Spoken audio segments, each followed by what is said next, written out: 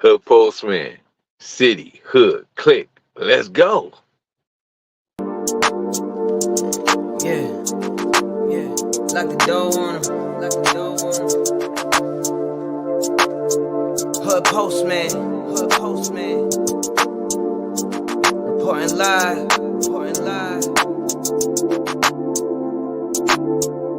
This the Hood Postman, come and check the program. You ain't from the streets, this is something you should know, man. Running from police, gotta grip the wheel with both hands. Speeding down the interstate, please do not approach him. 40s in the fridge, got the caddy in the driveway. Get all out of my face, I don't wanna violate. Looked up in the mirror and I told myself, why wait? We took this shit worldwide, you only in 5 days. Came from the four corners with my 4 quarters. Showed them the style, then they stole on us. Times got wild, then they told on us. Dog, it was hard, but we had to keep it rolling. You ain't gotta ask, you know where to find me. I be in the back streets where it get grimy. It's just me and Mel, Rennie looking bride D. I be going hard till I'm in the 5 C's. Know the vibes. I'ma do it till I die. I ain't never switched sides, I ain't never had to tell a lie. Let's ride. Know the vibes. I'ma do it till I die. I ain't never switched sides, I ain't never told them no lie. Let's ride. Hood Postman. Hood Postman. Hood Postman. Hood Postman. Hood Postman. Hood Postman. Hood Postman. Hood Postman.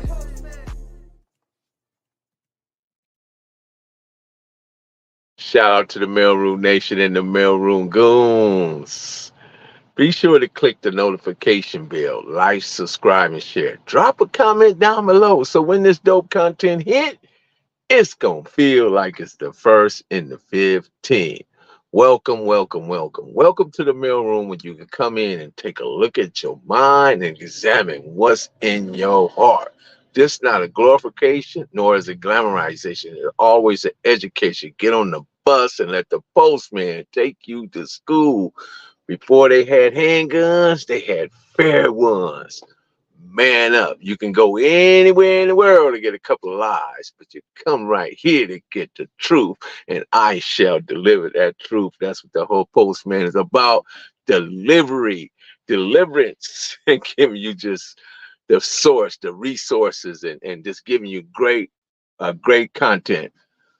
Shout out to all the moderators, my amazing, super duper, incredible moderators. Shout out to amazing, incredible Marlena Williams, Postmaster General in the house.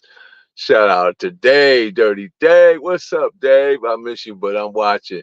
Shout out to Dirty Dave, man. We're going to get Dirty Dave back on here soon. Shout out to Dominique, King Mike. What's good? Bolo, what's happening? What's happening? What's happening? Michelle Mack in the house. In the house. We got Michelle in the house, y'all.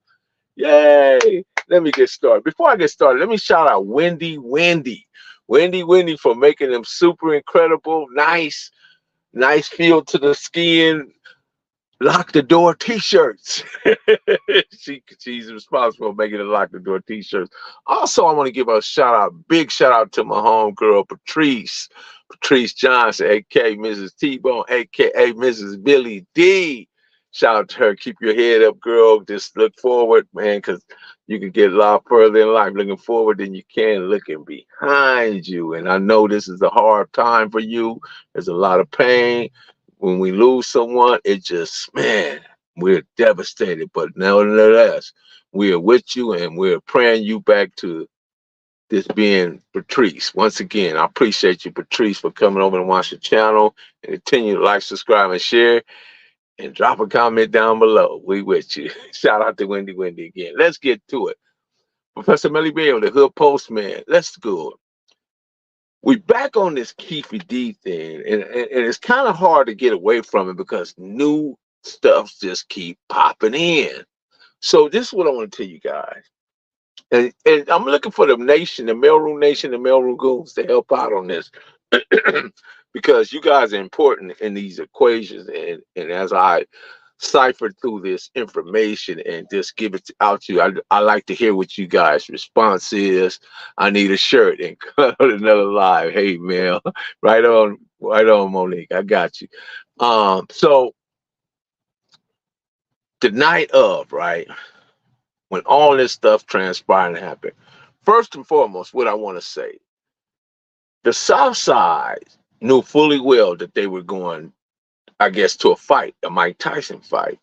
With that being said, it wouldn't have been nothing for them to take them Billy Westerns, them goddammits, and them yayas with them, right?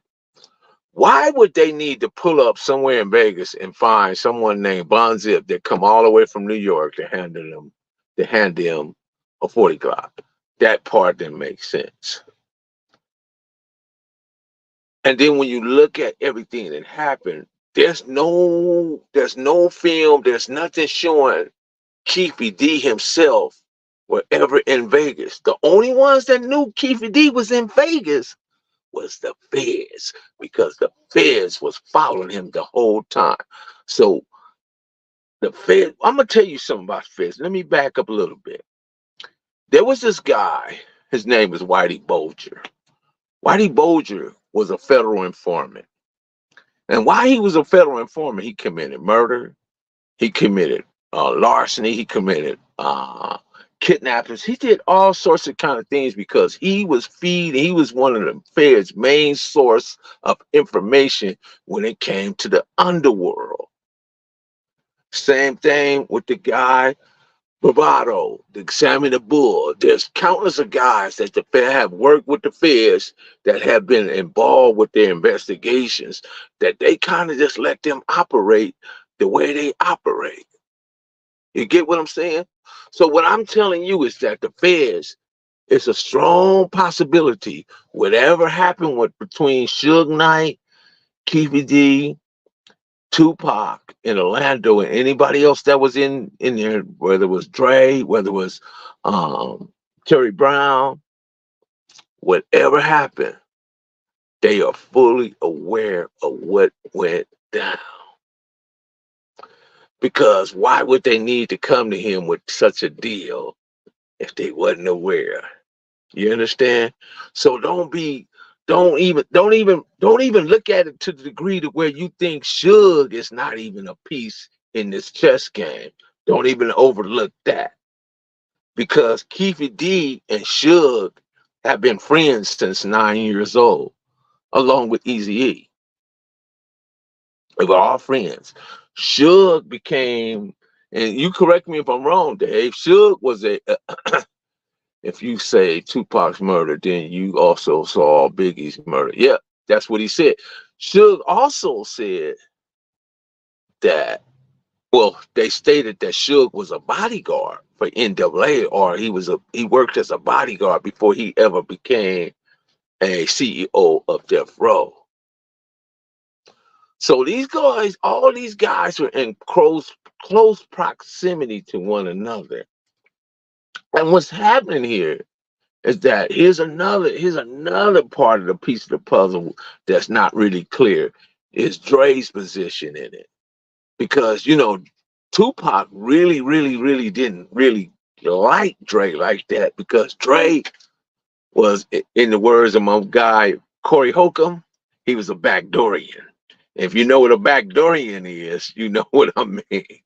Dre allegedly is a backdoorian. And we all have heard the stories about P. Diddy being a backdoorian. So you got to put all this stuff in the pot, because when you look at Puffy's original record, Uptown Records, Kim, there was Kim, Heavy D, there was Andre Harrell, and there was Albie Shore. All of them gone. Even Albie Shore almost lost his life. He was about to put out a documentary about something that had to do with Puffy, and all of a sudden that got cut, and the man almost lost his life. But he's okay. But it seemed like he retracted the putting out the documentary about their time with Puffy, right? So then you move over to Suge. Everybody that's associated with Suge, that was close to Suge, whether it was Tupac, was Buntry, whether it's Heron, where there's all these individuals, Brim Dave, all these other individuals that's around, Hendo, all these other people, they're all gone.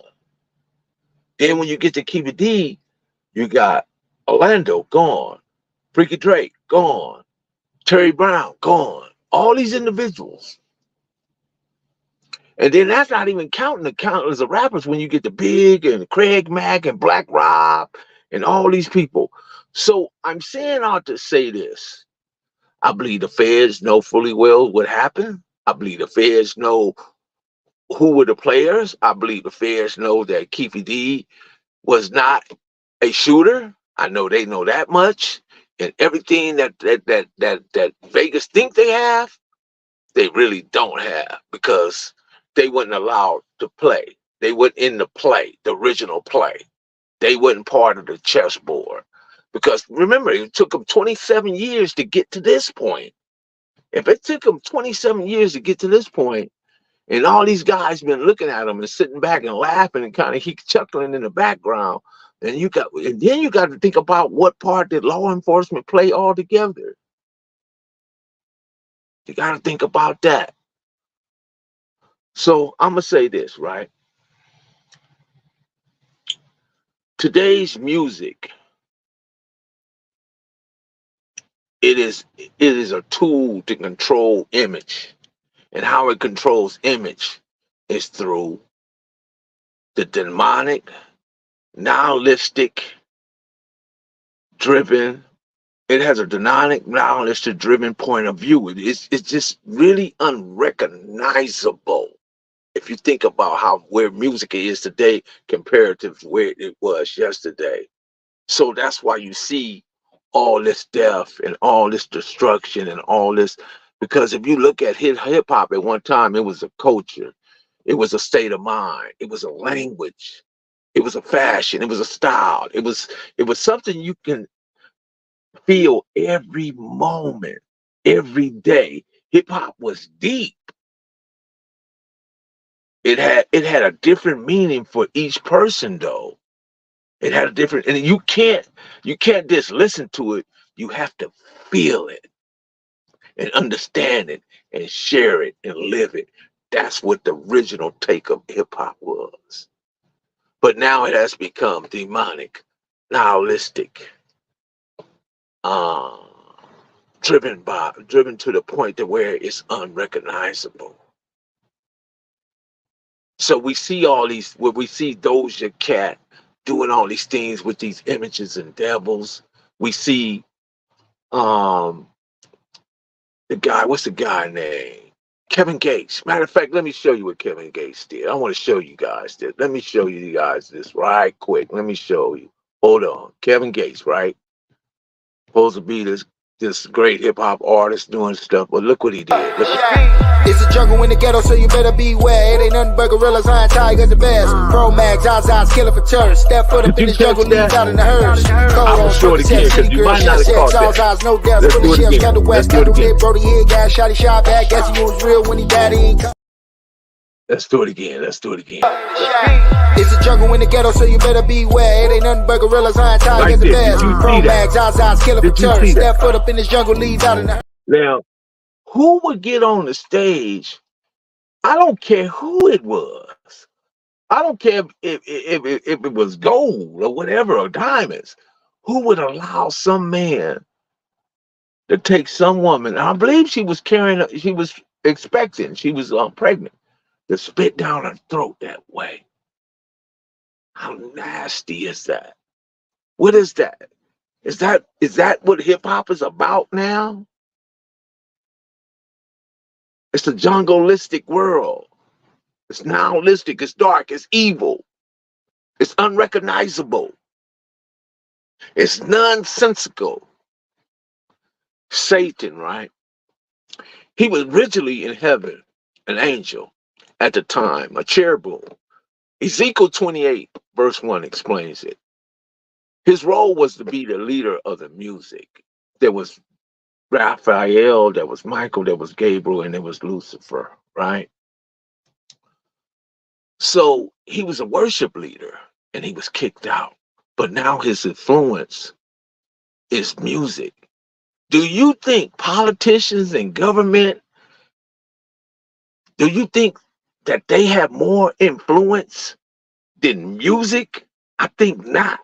Music is what is capturing all these people and putting them in a spell. They're using music. I'm telling you, don't mind me, just watch it. Go look at Doja Cat's videos. Go look at them videos. Fallen angels, very evil, degrading. Did you see that man spit down that woman's throat? Do you really love hip hop like that? Do you really love these artists, whether it's Drake, whether it's Kevin Gates, whether it's Sukiana or Sexy Red? Look at that. Look at how that impact. Look at those images, how they're using those images to control today's mindsets. So we can understand why Keffe D is in the maze that he's in right now. Hip hop is the culture of hip hop is the culture of youth today. But what does that mean, Juice? What does that mean? Define that. Is that a good or bad thing? Because a percentage of you guys, normal thinking have become your abnormal thinking. And your abnormal thinking is your normal thinking. If you get what I'm saying. She should have turned around and slapped it. Yeah, you're right. I agree with that. I agree with that. Music moves souls like nothing else in the man's history. You're right, Dave. Right. So what's you guys' feedback? I'm talking about Mailroom Nation. Mail Group. We having a conversation here. We're having a really, really heart to heart, and we having a moment because we're seeing everything because everything that Keffe D going around is going through right now happens to be a part of that hip hop. Was it a play? Was it the original play? Was it Keffe D is the original clout chaser? The original clout chaser. Because he felt out of all these guys, these Whitey Bulgers and 70 Bulls and countless of others that's been part of federal witness protection and snitches and all this and rats, they have always acted in the same behavior that Keffe D's had. That they was exempt from prosecution. They was exempt from state coming in and putting the grip on them. Because they was protected under federal law. What happened? Why did they let him go? Why did they push him out there to the wolves, push him out there in front of that truck so he can get ran over? What happened? What did he do wrong? Because think about it. He's been doing these interviews off and on, Art of Dialogue, Flag, Count Capone, and so many others. And he's getting paid. Now he's reaching out for these individuals to help provide money for his legal defense. When actually he stated in his book that he was making $4.2 million a month. If you making $4.2 million a month, how do you need money? If the feds was allowing you to operate, where did all that money go? Or unless he, like again, the original clout chaser, he gonna say what needs to be said. He gonna pump it up, boost it up. Blast culture bullshit. Let me see what she says. I mean, hip hop is us, but we have been invaded. Yes, I was looking for what you went with. I just wanted you to clear it up. It's just saying everybody listens to hip hop, so that's why they use it to influence us in a negative way. You're right. See, that's why we gotta always complete the sentencing and give the right accurate information so we'll know where we're going, Juice. And I didn't, I just didn't want you to leave it out there like that because what's in your head is not on the screen. You understand? It's only in your head. Often, whatever we're thinking often is going on inside our head and probably don't exist nowhere else. So let me look at some of these questions. The music industry is no longer about talent. It's about views, popularity, and social media. Shock. Yeah, shock value. You're right. You're right. By Nikki. Bedroom Candy by Nikki. You're right, Nikki. You are absolutely correct in that. Your statement is profound. What's up, Mike?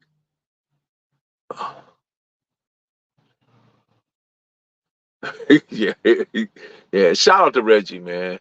Reggie, you want to jump in, man? You can add something to it, man. Let me see. Let me see. Guess. Invite the guess. I like Reggie. Reggie always has something important to say.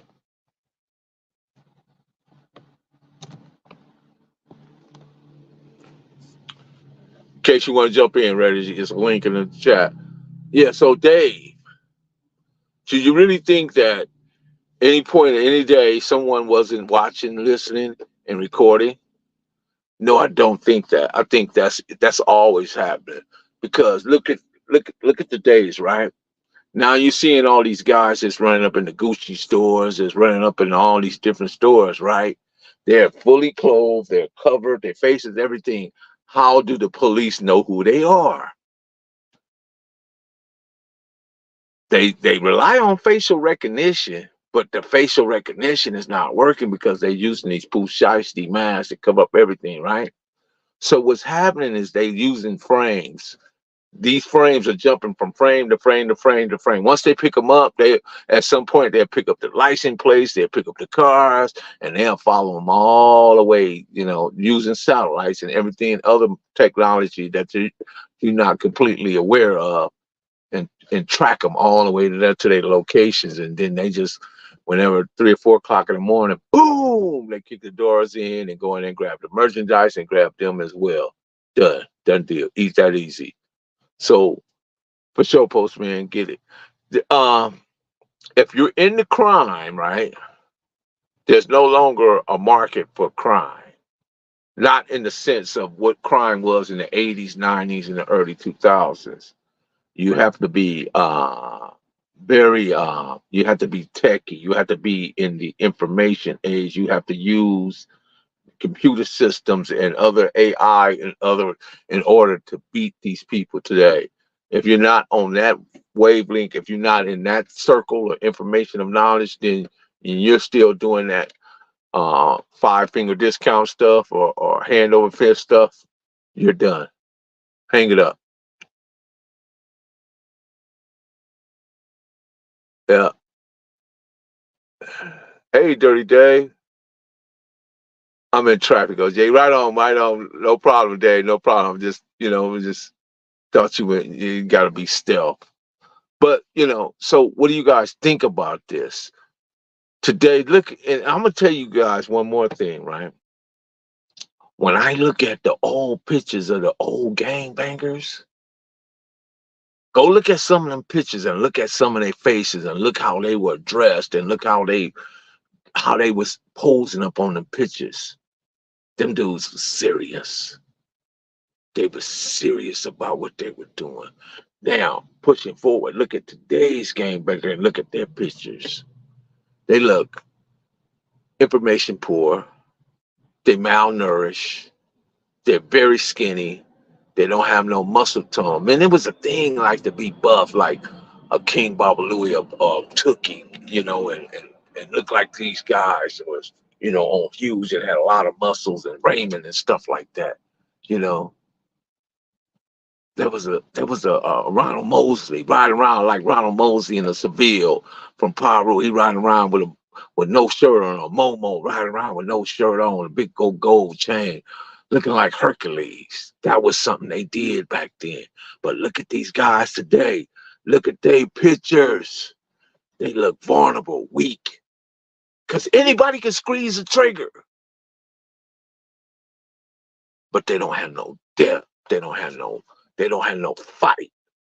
And when they get caught up in these systems and they wind up on them 4 yards where them dudes is playing with knives, they fold up, man. They fold up like a chair. And they realize that they shouldn't have never even had their hand in the things that they had their hand in. It's sad. I'm just telling you, don't tap behind me. Go look at them pictures. Look at them yesterday pictures and look down. Damu what's going on? They look very feminine. You're right. Very feminine. Because who raised them? There was a chick say, I'm tired of getting robbed. I'm tired of getting carjacked. I'm tired of girl, that's your son. She said, I'm finna move. I'm finna move up. Well, take your son with you too when you move. Because he the one committing them crimes.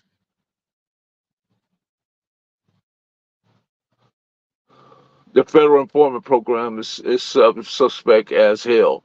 Because the people in them are still out doing, yes, you're right, in community, while under the protection of the program, while they're taking people down. You're right. And that's always been a fact. Now, you may not be in the know, or you may not be in that circle of knowledge, but that's been a fact. Look at all the mafia guys that they ever took down. They're dope heads weighing. So you can see where Keffe D, I don't know where Keffe D crossed the line though. I'm still trying to figure that part out, because why would the feds allow them to come get him after 27 years? Where did he cross the line at? What did he do wrong? Because he was kind of snickering and laughing at him. It was funny to him. But he the original clout chaser because he was going on all these shows getting money, and he was lying. I read his book. You don't trust me? Go read his book, man. That man that is a book. It's very entertaining. Don't get me wrong, because it's comical and funny to me. And because I actually know Keffe D. I'm not talking about Keffe D because I don't know him. I know him. He's always had this bravado, this braggadocious, this type of me against the world mentality. And like he had a boss mentality, but he wasn't a boss. He was a baller on consignment. A baller on consignment. He had the plugs. And he had plenty of money run through his hands. And he had plenty of merchandise run through his hands. All that. But he was a baller on consignment. Right on, Rodney Scott. I see you in there. If you understand that. A lot of dudes were ballers on consignment. Let's keep it 100. The dudes that weren't that was the original PCP recipe guys, because they took everything from scratch and created. They gathered the chemicals, the compounds, and put them together, the chems, and manufactured and produced it and put it on the market.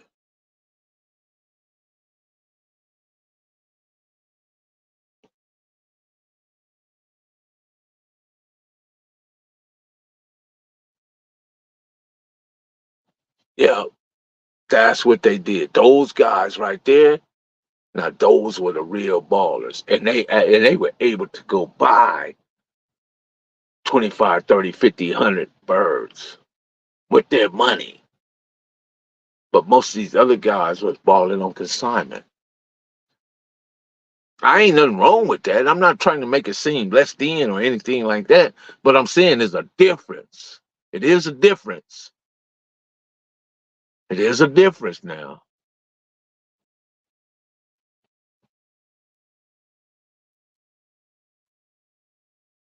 You just read Keffe D's book live. I was tripping off. Let me see what you say. We gotta have a discussion, Reggie. Him tapping off and spoke of the book and his reason for telling. Yep. Wasn't that a trip, bro? Wasn't that a trip?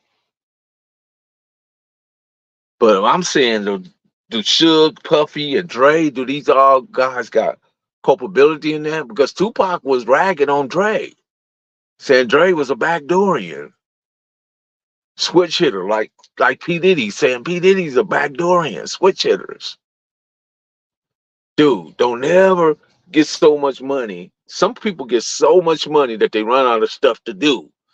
And when they run out of stuff to do, they get weird.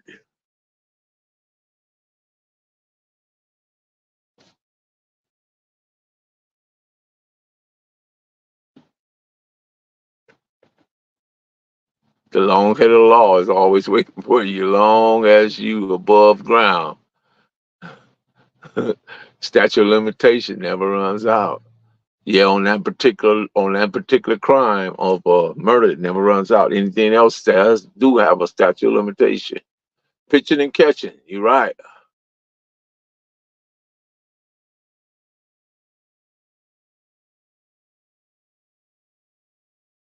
When you got weight and don't owe nobody, that's boss stuff.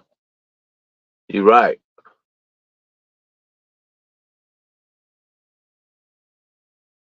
How do you think that Pac found out? I don't know. That's an interesting question.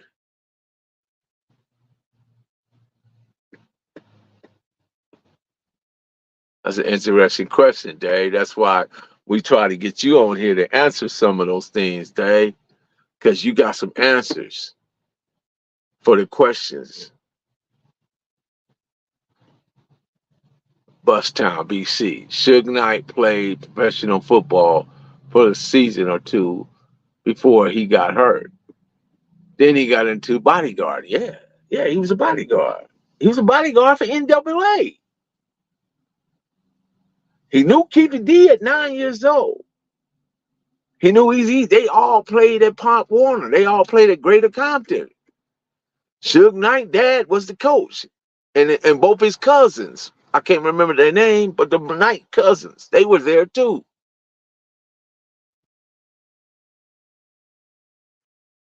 Rumors are all I have.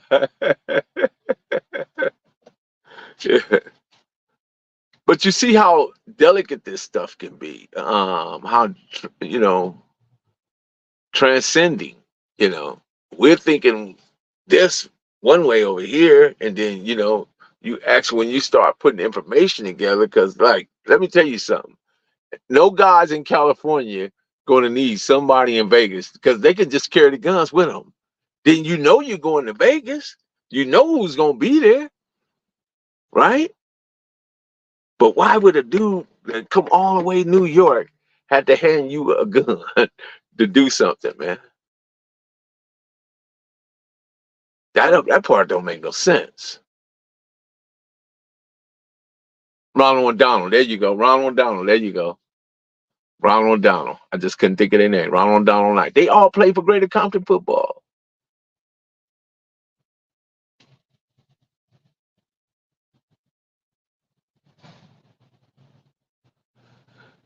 That's another good question. Why did the detectives leak that audio of Keffe D? See, because the LAPD had a problem with it. The feds never leaked anything. The feds is the one that gave him his deal. LAPD feels shortchanged. They always feel shortchanged for dealing with the feds. Black Superman. Man, I met Keffe D a long time. I knew Keffe D from the 70s, bro. I knew Keffe D from the 70s.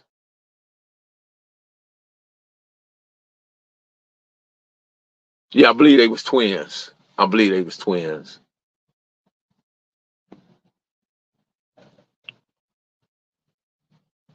Like I said, hip hop, it was a culture. It was a state of mind. It was a language. It was a fashion. It was a style. It was something you felt every moment, every day. That's what the original hip hop was. Then NWA made the song F the Police, right? And then the next song they made was he got the world's biggest D. It don't matter, just don't bite it. How you go from that political state of mind to go into this buffoonery? I mean, because everybody bought into it, everybody purchased it, everybody was buying it because they had such a great success with Straight Outta Compton. It gave a world a glimpse at what Compton was really about. That was the first picture from a black perspective without using black exploitation movies that gave you a real idea of what was going on in Compton. You know, because all they was doing was reflecting what the dudes in the hoods and the neighborhoods and the alleys and parks and streets was really going through. Shout out to Michelle for joining us.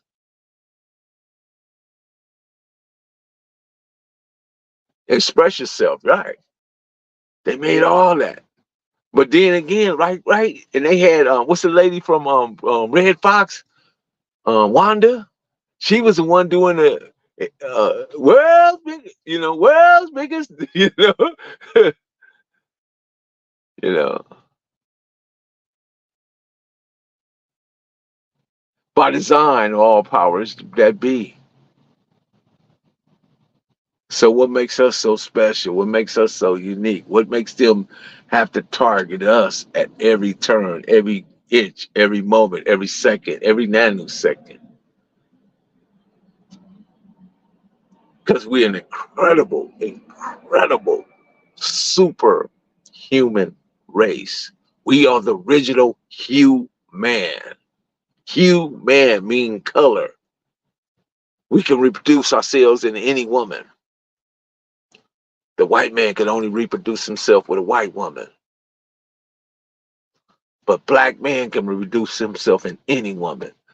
The mitochondrial gene is only within the black woman. Why you think they took Henrietta Locks and did all them experiments? Why you think they did all the experiments on the Tuskegee men? When they was doing all these different experiments on black people, studying us and breaking down our anatomy and stealing our organs and doing all this different stuff. They've been doing this stuff forever. No, twins' last name wasn't Frost.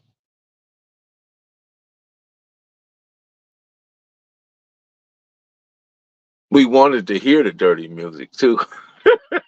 Yeah, I guess we did. I can't argue that point. But what I'm saying, what did it do to us?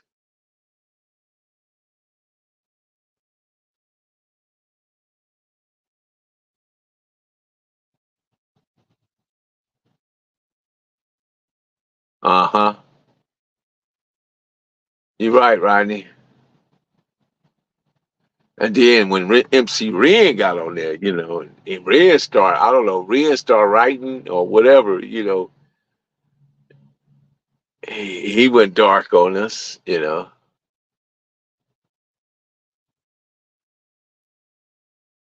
more questions? Man, be sure, man, you hit that cash, hit that dollar sign down there. Drop a couple of dollars in there, man. Drop a couple of dollars. Payday. We are all the people that who is nearest to the rather. We are the image and likeness of God, and are the Morris Americans any relationships to the angels? Yes, we have same mother and fathers. Yeah, you're right. Sherm stick on Spruce Street talking about it. Man, that Sherm was pretty much all over the city of Compton, all over, and it was something that was manufactured. They didn't have to. All they had to do was gather the chemicals, put them together, and you had a finished product.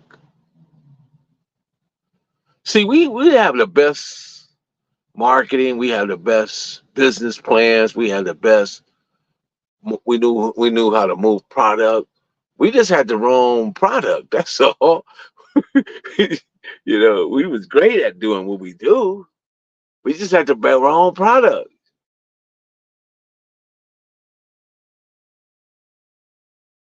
Could you explain what the family and neighborhood means? They kind of mean the same thing, but the family makes you more closer. When guys are saying that we're a family, it's more inclusive. That means you're gonna eat, break bread. You're gonna probably sleep over each other's houses. You're gonna do a lot of stuff together. That's more closer. But when you're just in the neighborhood, we know each other. We get a head down. What's up? What's up, Crip? Or what's up, Damu? Or what's up? You know. That's more of a neighborhood type. But family, it's more y'all barbecue together, y'all eat together, y'all sleep together, y'all run together. You do everything together. That's nothing separate. It operates like a family. But the neighborhood is just dudes in the hood. Sometimes everybody don't like each other in their neighborhood, homie. There's gonna be some dudes in my neighborhood that don't like me, and I necessarily probably don't like them. You know, but the ones that I ran with that had to sleep in my car, well, I slept in their car, or whatever. We are very tight. You know, the gangsters, the twins, the turtles, the Gurchies, and it's a whole host of people. I can't just name them all, but it's a lot of people, right? That, you know, even my homie Meebo, he just passed away. Everybody would go over there, you know, like for any type of sporting event, Super Bowl, playoffs, and everybody would be over there with their jerseys on and be over there just, they'd be barbecuing and bring chicken, everybody bring a dish. You know, anytime we came together, I'm explaining my neighborhood, we come together, everybody bring a dish, and somebody bring a bunch of water, somebody bring a bunch of soda, somebody bring ribs. And my homie Mike, Tanner Mike, he worked at the meat company. He used to bring all them ribs. I don't eat ribs, but yeah, he would bring them all. Shit, thank you, Rodney Scott. I appreciate you. They would bring all that stuff, you know, and come together like a family, it would be like a family reunion. But it just would be Saturdays all the way. So it was Saturdays, you know. There was always a hood day, you know, in that sense. And all the hoods do the same, you know. All the hoods have a family that's a part of a neighborhood. And everybody don't get to be part of the family. Just because you're from the neighborhood don't make you part of the family part of the neighborhood. Even though they'll recognize you and they accept you if you show up, but it's consistency, being consistent what makes you family.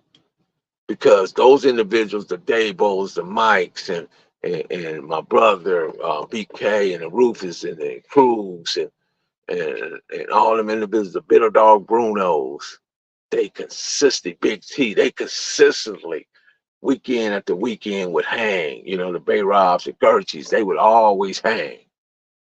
My homie Reach, who's putting together Amazing Four right now. But yeah, they would always be together. And they would always have their jerseys on. You got so many Dallas fans, so many 49ers, so many my homie Mike was a Denver fan. You got Buffalo Bill fans. You got all these different, and then the homie City, we used to call him Hub, was a SAG brothers. We used to call him Big City. You know, him and H&H, they would do the tickets and stuff like that. You know, yeah. So it was, you know, it was a real good thing. But we got some amazing, incredible homegirls too, and they always like when they would do them what you guys know as hood days. They would do the birthday cakes, the black bandana rag cakes, and all this different stuff. They would make sure that they would do T-shirts, they would do shirts, you know, Rose Cran, Crippin' or whatever, and they would have all these different slogans, TOE and all this stuff. And they would come together like Autobots. Like it made it simple. And the East Coast would come, the Kitchens would come, the 9-0s would come. Just a host of individuals. Right now, they still hang with the 9-0s. They hang with the Raymonds, and they hang with the East Coast Crips, particularly the 190. Shout out to Black Eyes D and DU and Dog and all them cats over there. Shout out to them, man. They part of the family. It ain't even necessarily where you from all the time. It's just if you part of the family, you part of the family. You could still be individually from someone else and still be part of that family. And you part of their family. We used to go to what was that? The Denny's over there in Carson with the 190s and have a great time. That's where we gave Killer Wayne's last birthday party over there before he passed away. And that's what he told me. My name is Killer Wayne. I jump on big boys only. I used to see that growing up. I used to see that all the time on the wall. Killer Wayne and things. I jump on big boys only, because Killer Wayne was a hand guy. Killer Wayne was won the Golden Gloves. He was really a professional boxer. He really had great hands. Now you would like to see Killer Wayne fight. You would like, oh wow, I got to see this. Killer Wayne finna get down today. Somebody finna get it. Yeah, you would sit down and watch that because you would learn. The Killer Wayne, he's the one that gave me the name, the professor. He the first one to start calling me that. The first one. Killer Wayne. I miss Killer Wayne. Dang. Man. I remember when my dad sold Killer Wayne. My dad had like an old Wildcat or something, a brown, something Wildcat. He sold it to Killer Wayne, man. Killer Wayne was so happy about that car. Mr. Gibbs, Mr. Gibbs. He called my dad Mr. Gibbs. They either called my dad Red or Mr. Gibbs. But my dad called everybody in the neighborhood. He called him homeboy. Hey, homeboy. Funny, right? Everybody in the neighborhood was either homeboy or homegirl. Because he wasn't really keep up with all them names. Yeah, but he sold Killer Wayne that car. Killer Wayne. Killer Wayne was putting legs down. Killer Wayne was hitting the meat factory, the radio shops, the trains, because the trains was right there behind our neighborhood, and we used to go in the trains and break the seals off and breaking them cars, but at that particular time it was carrying a lot of GM parts, And it was good because GM was down there in Southgate at the time, and we used to hit them all, get all the parts, fence them off and stuff like that. That just was a hustle for the neighborhood.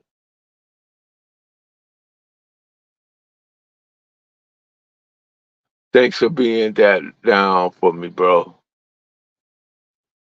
Thanks for breaking. Oh yeah, no doubt, bro. No doubt, no doubt.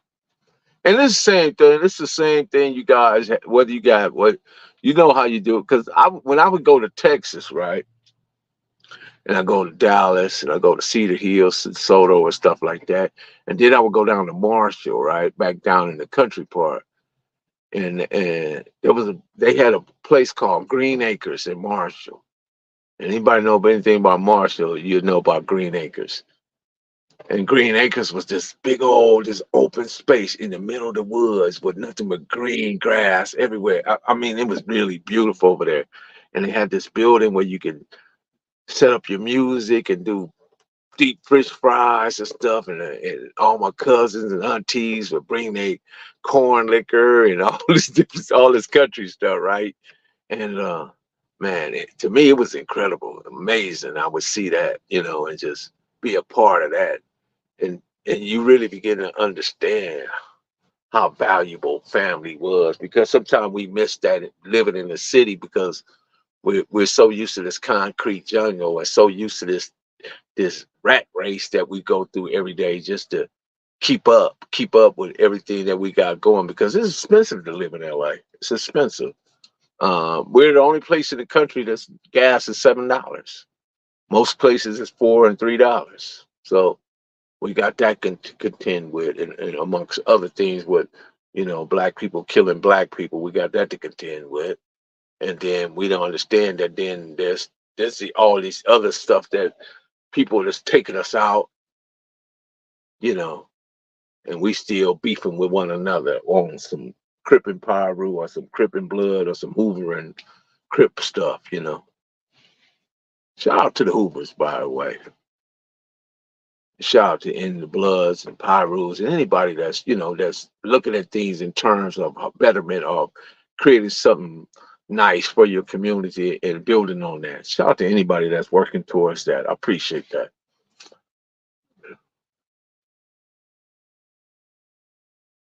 Bedroom Candyland by Nikki.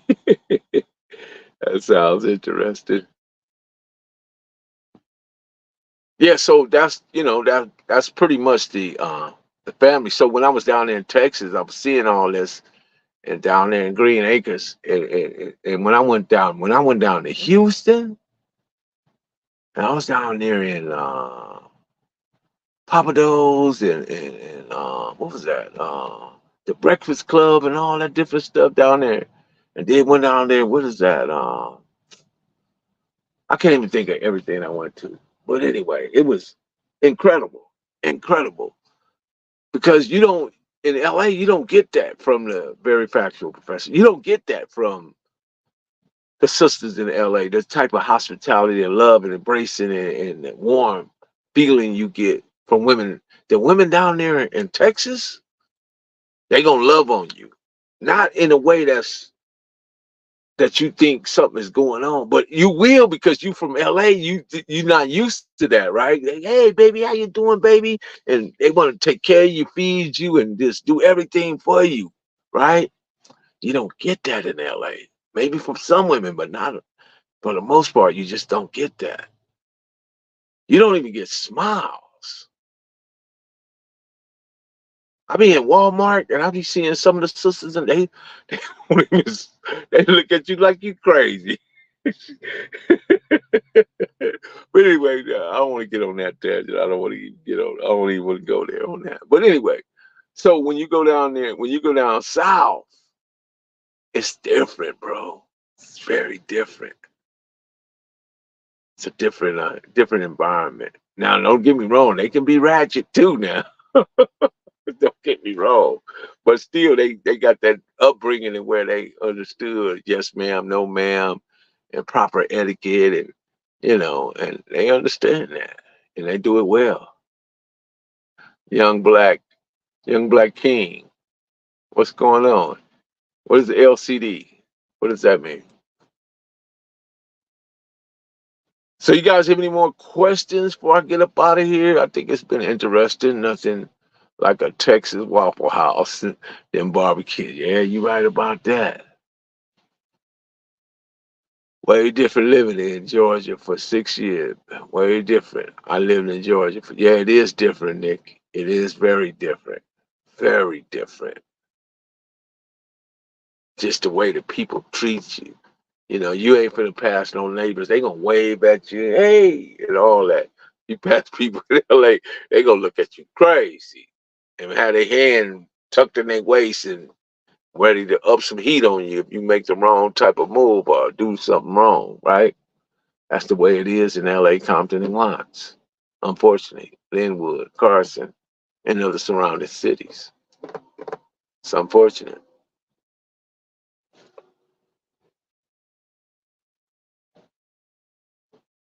Any more questions? Any more questions?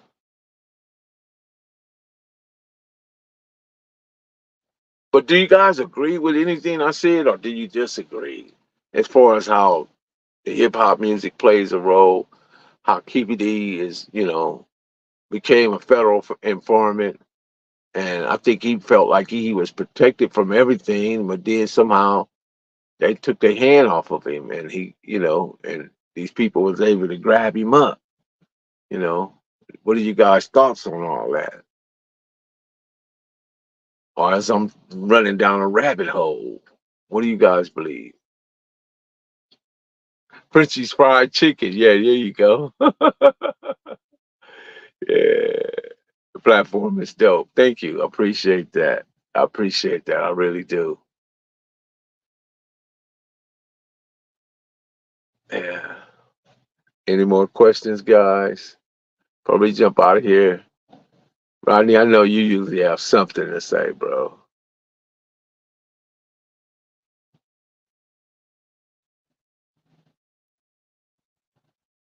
Well, I got a couple of guests coming in the next few weeks or so, and I got some interviews coming. His fault. And I got some interviews coming that's gonna be. I think they're gonna be pretty fire. And we're gonna see can we get to finally get that land drive one done too, because that's important. So yeah, they definitely need to get the drive on and Palmer and some of the other ones. Yeah, so I'm looking forward to all that, and also the ATF. ATF was the Acacia, Spooktown, and Farm Dog. So look forward to Somewhere in the near future. Somewhere in the near future. So without that further ado, I am Professor Melly Mail, the Hood Postman. Be sure to like, subscribe, and share. Drop a comment down below. So when the dope content hit, it'll feel like it's the 1st and the 15th. You can go anywhere in the world to get a couple of lives, but you come right here to get the truth. Shorty, tell them, talk to them, Shorty. Shorty, come on. Perfect grind all the time, baby. Yeah. Cali Finest, baby. Proof of grind all the time. Music money. Got a dollar sign. Hub City. I'm a street nigga. Streets fuck with me. I'ma keep pushing products till the fans get me. It's guap off top. Diamond Cartier. That nigga wall won't give a broke bitch the time of day. They see me climbing. They see me shining. That's hard work.